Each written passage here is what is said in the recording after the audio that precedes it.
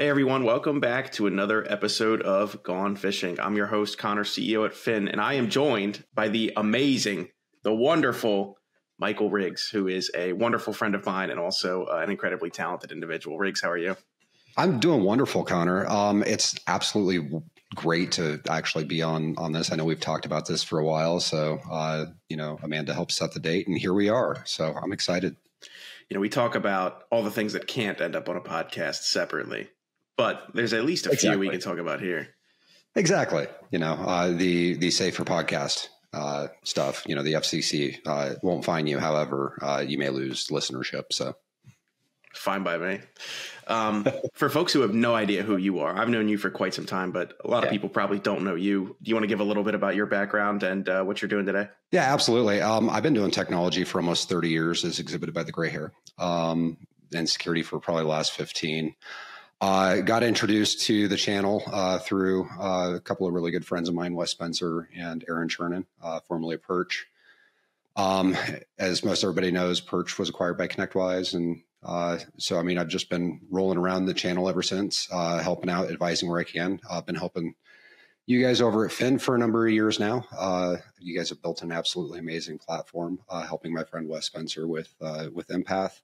Helping my friend Aaron Chernin over at Roost do some security things as well. And then Dustin Bolender.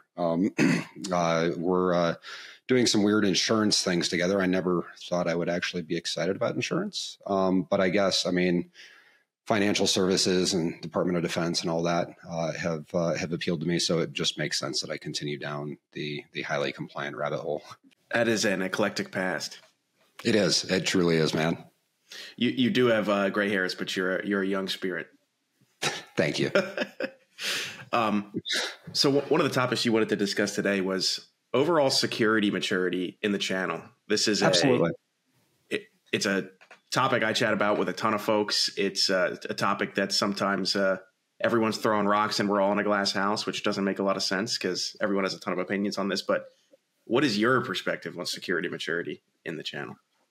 It's varied, right? I think you have all the way from the super immature MSP that's out there, the single guy out there wrenching on computers who thinks that antivirus is still the way to go, and will just make sure that the cable modem is in place in between whatever and call that a firewall, right? That's kind of the low end of the of the spectrum there, all the way to the higher end, more mature MSPs, and then even the channel vendors out there, right? We've seen a massive focus over the last few years, the larger enterprise players coming down market and offering products and services into the channel, not quite understanding how MSPs package and price and buy things and how multi-tenancy happens and stuff like that, right? I think managed services tends to be a bit of an enigma if you've come from the enterprise environment, right? Just in terms of scale. Here you have maybe 15-person MSP managing 2,000, 3,000, 4,000 endpoints, which is actually pretty sizable if you look at it as a single company. But then you realize that not any single company may have more than 20, 50 endpoints. And so working through those economies of scale, I think have been, interesting for some of those folks coming down market. And then, of course, you've got the security vendors who are born in the channel, right? Perch, that's where we grew our legs. Huntress is a fantastic example. I guess you guys at Phin are probably a really good example of that too. But really focusing on those things that your partners need in order to effectively manage it for multi-tenant environments, I think has really been one of the big key driving factors for breaking into not only security but general technology platforms in the market. I had this conversation a ton with not only you but some other folks as well. Actually, that you also know, Wes. Wes is one of them. Yes. I always break it into two parts: is the maturity of the vendor and the maturity of the partner, right? So there's two sides of a channel. There's the people who are selling the software, and then there's the people who are doing the services, managed services provider. Yeah. And the wildest thing to me that we found out is the size of the partner, right? The total revenue or the head count or the number of endpoints they service.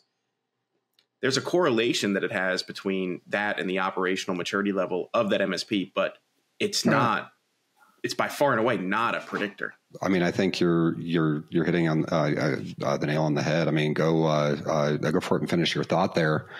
But yeah, I mean, when you look at how things are put together and packaged and priced and delivered to the end customer, it varies wildly, even with the same software platforms. It does. The services from, obviously it changes geography to geography, and MSPs have to serve like a very specific geographic location because you got to be able to send a tech in a van or something over to the shop, so to speak. But one conversation I get in with a lot of MSPs is like buying software doesn't make you secure. It's like it's the proper management of the software. But if you bought the software because the vendor told you to buy the software, not because you were looking to solve a problem and they fit the bill, then you're putting the cart before the horse. There's a lot of other ways to phrase that, but you're not. You might be getting security by accident is probably what's happening. Well, I mean, we'll touch on insurance here a bit. I mean, a number of claims come in all the time where, they've deployed EDR, but they actually failed to turn on enforcement. So there's no response mechanism to that. And that's really problematic. I kind of tongue in cheek joke, EDR without response is just ED. And I usually get some giggles out of that one, but it's one of those things where, I mean, people don't understand the tooling that they own, right? They don't understand how to effectively implement it, what good secure configurations look like. I got in an online debate with, it wasn't a debate, it was a very respectful and insightful conversation with an individual around, it's like security and compliance. And the specific example I gave as to why they're not the same is you can be compliant with your cyber insurance policy by having endpoint that like Sentinel One. Yep, absolutely. You can keep it in passive mode, as you kind of alluded to. It's like there's no R. Cleave the R off of EDR. What do you have? Just software on an endpoint. Cool. Yep. I got Edge on my Windows device over here. Does that mean it's doing anything? No. No, exactly. And so technically you're compliant, right? The policy holder. I guarantee this will change as cyber insurance continues to wise up, but you're compliant. However, it's like, there's no security there. No, of course not. When you're doing security solely for the purpose of checking boxes, that's compliance. It's not a security program. It's nothing that is tangible, that is really making a real difference in your organization. Like you said, it's kind of security by accident. It's kind of funny because you see this in technology in general, where people don't understand the full scope of the tools they buy.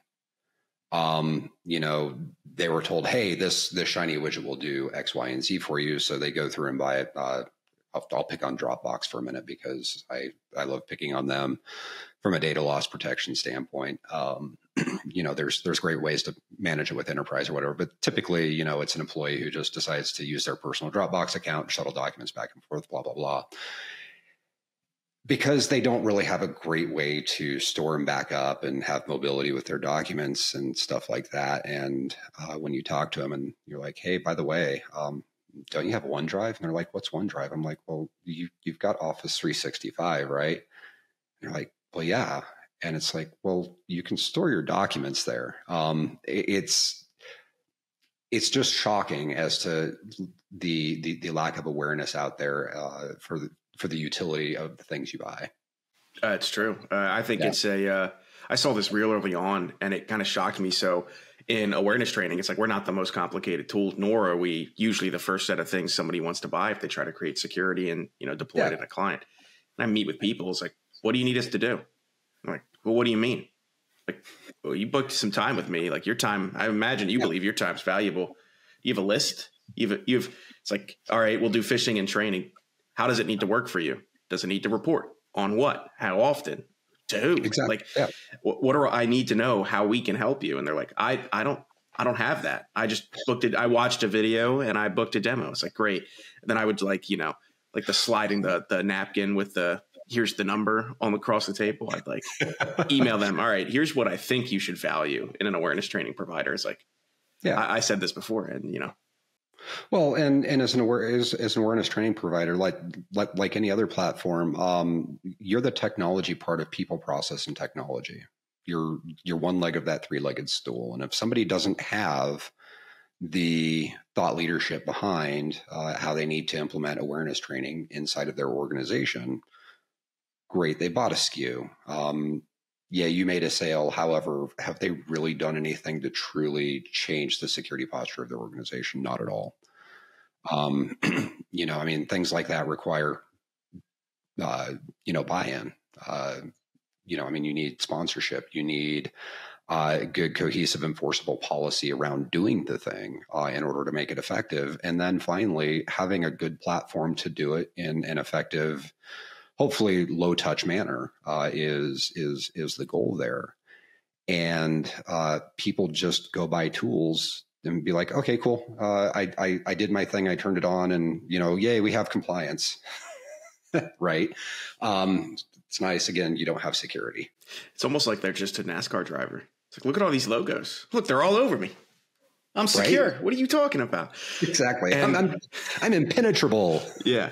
And while there is some truth to you absolutely need other people's software to help you be secure and help your clients be secure, I find that there is not enough thought in two specific areas. It's how is this actually going to work for my client? And two, what's the impact on my business?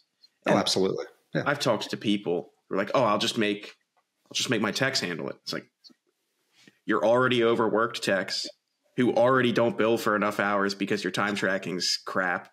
Yeah. Who you yelled at yesterday to get that done. And you just sent to 60 miles away to a project because you're doing some project-based stuff that's paying you really great right now. It's like, are you sure that's what you're going to be doing? Absolutely. Absolutely. In a perfect world, sure, I would have unlimited labor to throw at things. People are messy and expensive, right? And actually this touches on something that Roost and others in the channel are really, really trying to nail down. I know a couple of the large software vendors have made a run on this, but, process automation. People are really good at throwing meatware at problems.